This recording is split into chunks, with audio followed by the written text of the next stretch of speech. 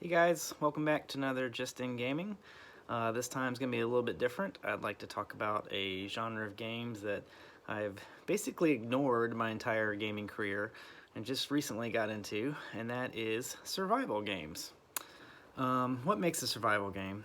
I would definitely say exploration, crafting, dealing with thirst and hunger, and a lot of times base building.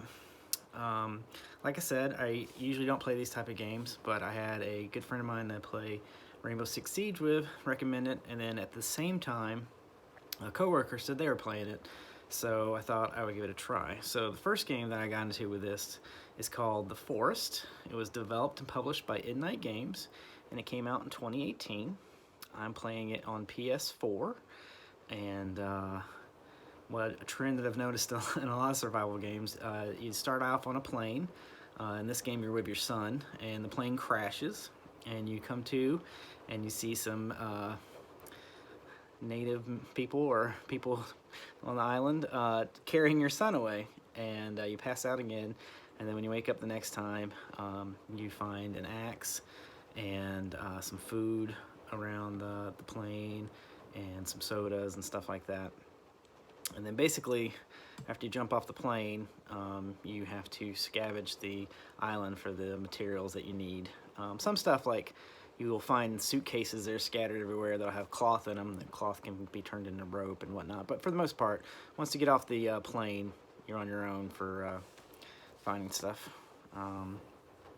The thing that made me not as afraid of the forest as those other games are is that when you go to build something in the forest, it's like the blueprints pop up on the screen, and you kind of like place where you want the thing to go. Like, okay, I'm gonna build this tree house. Okay, here's the blueprints of the tree house, and then once you hit the button to create it, then it'll say, okay, you need 16 wood. You need 30 wood to build this. You have 16 right now. Boom, boom, boom, boom, boom. You can put the 16 in now and then go find the other 14. Same thing like that. So it made it a little less daunting because sometimes you get in these games, it just seems like you have to have an engineering degree to figure out what it is. So scavenge, try to build up your base or just survive or whatever. Then you run into the fact that these natives in the game will come looking for you, and sometimes they're aggressive to you, sometimes they're just kind of looking at you, and then if you're aggressive to them, they're back. And they just do patrols around the island, so you're constantly having to deal with them or run from them or do whatever. You're constantly trying to make sure you're not hungry and all that. And of course, there's ways around that. You find ponds that you can drink water from. You find, excuse me, fruit that you can eat. One thing's nice is they have blueberries on there that do both water and food, so that's kind of cool. And there is actually an achievement in the game where you try to go without killing any animals, and you just survive off of like blueberries, I guess, which the vegan in me finds very interesting.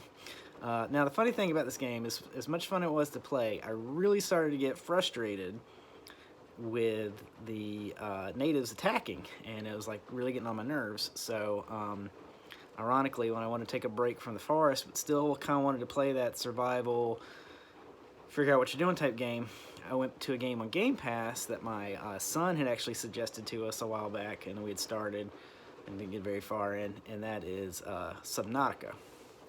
And Subnautica is, guess what? You're on another thing flying through the air, this time a spaceship, and it's a whole bunch of you. I guess you're trying to like recolonize a planet or something like that, but something happens on the spaceship, it malfunctions, you're gonna crash land on this unknown planet. You get into an escape pod all by himself, end up on the water, you look over, you see the big ship that you were on, it's damaged, it looks like it's about to explode, your escape pod is damaged, and yet again, you gotta fend for yourself, you gotta figure out what you can do. And the early parts of Subnautica are kind of annoying because you cannot stay underwater for long until you craft things that make it easier to do that. So in the beginning of that game, it's a lot of, oh, I'm hungry again. Oh, I'm thirsty again. Oh, let me go fish for this fish. Let me go fish. You know, and it's like, am I ever going to be doing anything other than fishing? But I find Subnautica to be way more of a chill game.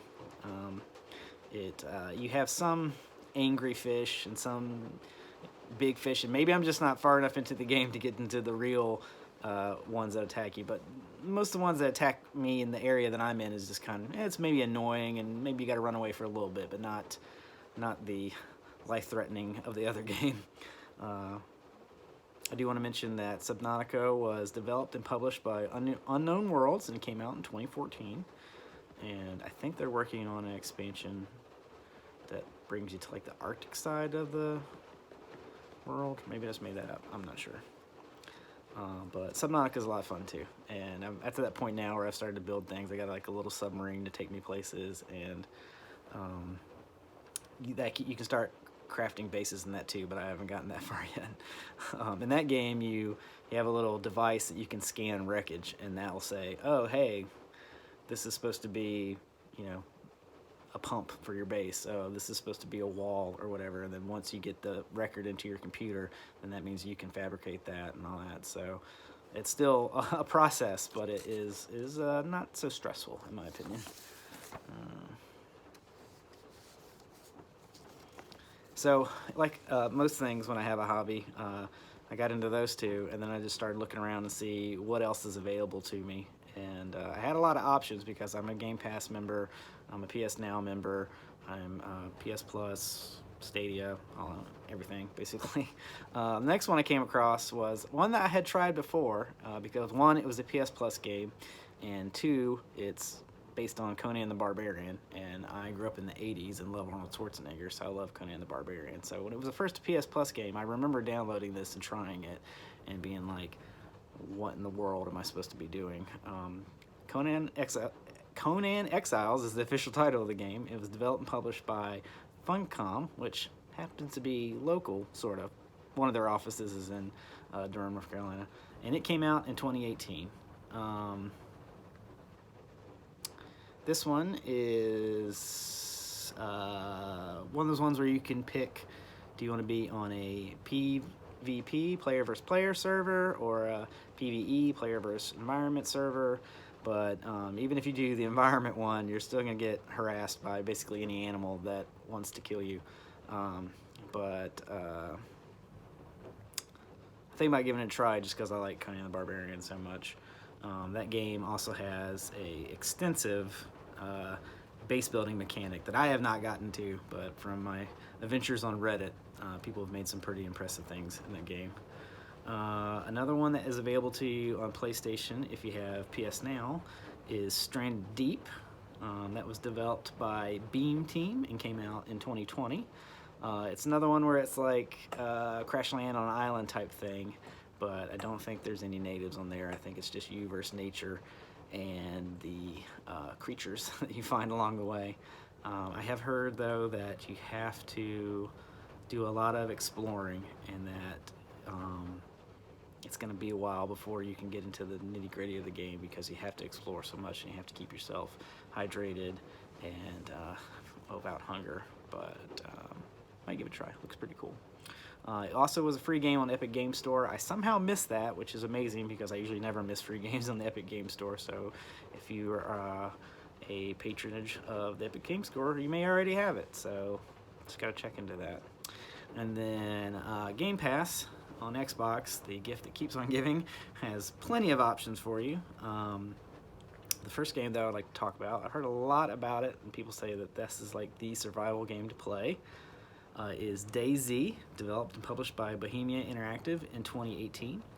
DayZ was originally a mod for the game Arma 2 and has been around since 2012. It's set in a post-apocalyptic Russia, is that really Russia?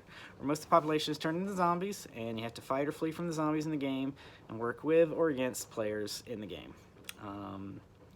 I have, since writing this, actually tried this game and was completely lost. I think I ran around, found a jacket, put the jacket on, and for some reason my shirt was in my hands now, and I couldn't get rid of my shirt, and then I was chased by a zombie, and yeah, I don't know. Maybe I need to watch some videos on that to see how to play the game.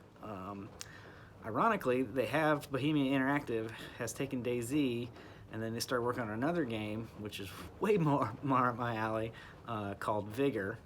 Vigor is in that genre of like Escape from Tarkov, where you are scavenging for items, and you take the items back to your home base, but then you're also kind of like this PvP battle royale type scenario where you can fight other players or try to avoid them and escape off into the little exit zones. But I kind of feel like they learned from DayZ and made Vigor, but I'm sure there's people that are adamant that DayZ is the better game.